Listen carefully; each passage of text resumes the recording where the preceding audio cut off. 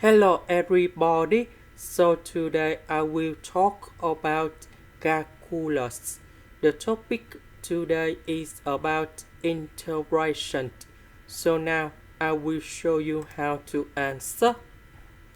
We need to use about integration by substitution. So I will put about u equals to negative x squared. Later that, we need to do first the derivative for the both sides. And we have negative 2x dx. Because we don't have negative number 2 in here, so we need to divide both sides by negative number 2.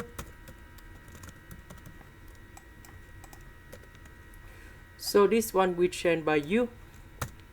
S dx we change by this one.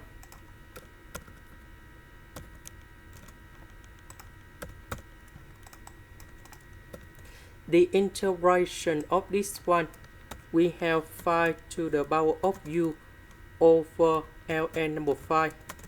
And I will put about c. About u, that is about this one.